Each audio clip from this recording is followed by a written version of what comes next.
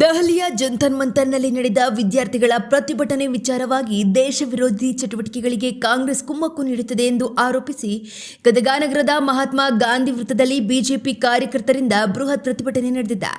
ಗಾಂಧಿ ವೃತ್ತದಲ್ಲಿ ಮಾನವ ಸರಪಳಿ ನಿರ್ಮಿಸಿ ಆಕ್ರೋಶ ಹೊರಹಾಕಿದ ಬಿಜೆಪಿ ಕಾರ್ಯಕರ್ತರು ಕಾಂಗ್ರೆಸ್ ನಾಯಕರ ಭಾವಚಿತ್ರಕ್ಕೆ ಚಪ್ಪಲಿ ಏಟು ನೀಡಿ ಟೈರು ಸುಡಲು ಮುಂದಾಗಿದ್ದಾರೆ.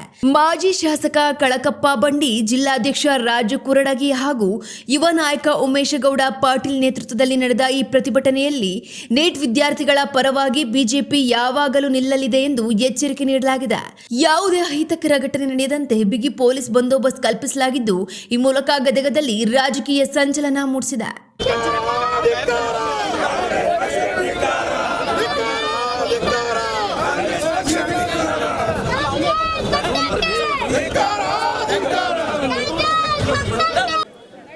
ದೇಶದಲ್ಲಿ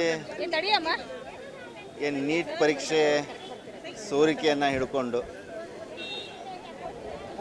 ವಿದ್ಯಾರ್ಥಿಗಳ ಉಜ್ವಲ ಭವಿಷ್ಯಕ್ಕಾಗಿ ನಾವು ಹೋರಾಟ ಮಾಡ್ತಾ ಇದ್ದೇವೆ ಅಂತಂದು ಕೆಲವೊಂದಿಷ್ಟು ಸಂಘಟನೆಗಳು ದೆಹಲಿಯ ಜಂತರ್ ಮಂತರ್ನಲ್ಲಿ ಮಾಡ್ತಾ ಇರ್ತಕ್ಕಂಥ ಹೋರಾಟ ಅದು ವಿದ್ಯಾರ್ಥಿಗಳ ಹೋರಾಟವಾಗಿ ಉಳಿದೇ ದೇಶ ವಿರೋಧಿ ಸಂಘಟನೆಗಳ ಹೋರಾಟ ಆಗಿ ಮಾರ್ಪಡ್ತಾ ಇದೆ. ಅದು ದೊಡ್ಡ ದುರ್ದೈವ. ಯಾವ ವಿದ್ಯಾರ್ಥಿಗಳ ಭವಿಷ್ಯಕ್ಕಾಗಿ ನರೇಂದ್ರ ಮೋದಿಯವರು ಸಾಕಷ್ಟು ಕಠಿಣವಾಗಿರ್ತಕ್ಕಂಥ ಕ್ರಮಗಳನ್ನು ತೆಗೆದುಕೊಂಡು ಆಗಿರ್ತಕ್ಕಂಥ ಲೋಪದೇಶಗಳನ್ನು ತಿದ್ದುವಂಥ ಕಾರ್ಯವನ್ನು ಮಾಡ್ತಾ ಇದ್ದಾರೆ.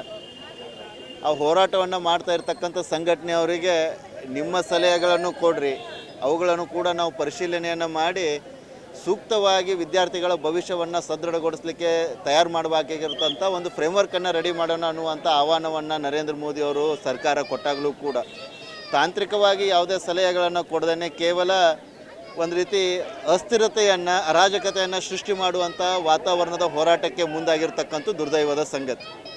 ಅದರಲ್ಲಿ ವಿದ್ಯಾರ್ಥಿಗಳನ್ನು ಮುಂದೆ ಇಟ್ಟುಕೊಂಡು ಯಾವ ಸಂಸತ್ನ ಕಡೆಗೆ ಅವರು ಹೆಜ್ಜೆಯನ್ನು ಹಾಕಿ ಸಂಸತ್ತಿಗೆ ಮುತ್ತಿಗೆ ಹಾಕಲಿಕ್ಕೆ ಹೊರಟಿದ್ರು, ಅದ ಸಂಸತ್ನ ಮೇಲೆ ದಾಳಿ ಮಾಡಿರ್ತಕ್ಕಂಥ ಅಫ್ಜಲ್ ಗುರು ಪರವಾಗಿ ಘೋಷಣೆಗಳನ್ನು ಹಾಕುವಂಥ ಘಟನೆಗಳು ನಡೆದಾಗಿಯೂ ಕೂಡ ಅವ್ರ ಮೇಲೆ ಕ್ರಮ ತೆಗೆದುಕೊಳ್ಬಾರ್ದು ಅಂತಕ್ಕಂಥದ್ದು ವಿರೋಧ ಪಕ್ಷಗಳ ಒಂದು ಅಪೇಕ್ಷೆ ಆಗೈತಿ.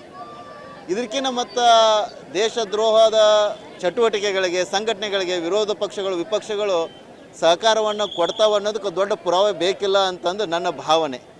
ಅಲ್ಲಿ ಪೊಲೀಸರ ಮೇಲೆ ಮಾಡಿರ್ತಕ್ಕಂಥ ಹಲ್ಲೆ ಆಗಿರಬಹುದು, ಹಿಂದೂ ಧರ್ಮದ ದೇವಾನುದೇವತೆಗಳು ಮಹಾತ್ಮರ ಬಗ್ಗೆ ಆಡಿರ್ತಕ್ಕಂಥ ಅವಮಾನಕಾರಿ ಆಗಿರ್ತಕ್ಕಂಥ ಘಟನೆಗಳಾಗಿರ್ಬೋದು, ಇವೆಲ್ಲವನ್ನು ಗಮನಿಸಿದ್ರೆ ವಿದ್ಯಾರ್ಥಿಗಳ ಮುಖವಾಡವನ್ನು ಹಾಕಿಕೊಂಡು ಏನು ನೆರೆಹೊರೆ ರಾಷ್ಟ್ರಗಳಲ್ಲಿ ನಾಗರಿಕ ಅಸ್ಥಿರತೆ, ನಾಗರಿಕ ಅರಾಜಕತೆಯನ್ನು ಸೃಷ್ಟಿಸಿ ಸರ್ಕಾರವನ್ನು ಬದಲು ಮಾಡಿದ ಉದಾಹರಣೆಗಳು ನಮ್ಮ ಕಣ್ಣೆದುರಿಗೆ ಇದ್ದಾವೆ. ಶ್ರೀಲಂಕಾದಲ್ಲಾಗಿದ್ದು, ಬಾಂಗ್ಲಾದೇಶದಲ್ಲಾಗಿದ್ದು, ನೇಪಾಳದಲ್ಲಾಗಿದ್ದು.